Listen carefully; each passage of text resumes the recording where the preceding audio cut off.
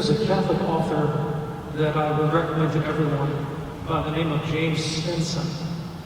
And he was a headmaster at an independent private Catholic school for many years. And he noticed that there were families that thrived and succeeded, and there were families that fell apart, whose children did not do well.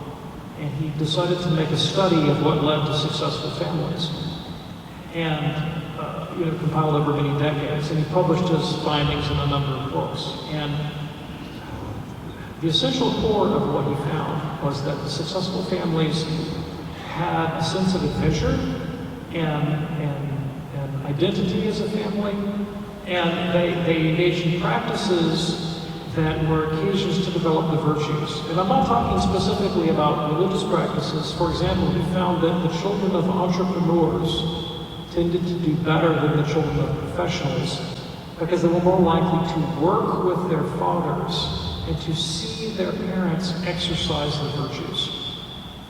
And I'm a parent of 5 and a grandparent of 2, and I have children that are closer and farther from the church and have done better and worse in their own moral lives.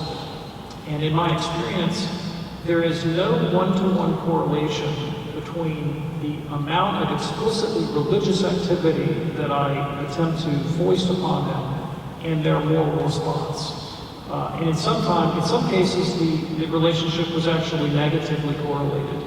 When my approach was, I'm going to make sure you understand the doctrinal content and you undergo the rituals, but perhaps my own moral example was not as robust, or my relationship was not as open and as honest.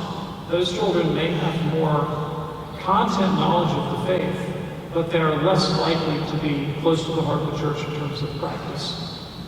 And so I try to emphasize this in my talk. And ultimately, I think the heart of the Christian faith is that we have to have an interior transformation that leads us into the practice of the virtues. And that is what will catch. That is what communicates. And many people have had the experience of growing up in dogmatic and strict homes where they felt like the faith was thrust upon them and they rebel against it. You have to have that relationship. There has to be charity. There has to be trust. There has to be goodwill. And ultimately has to be the practice of the virtues. Because if you don't have temperance and justice and prudence, you're not going to have what you need to sustain a life of religious practice in this world that we live in.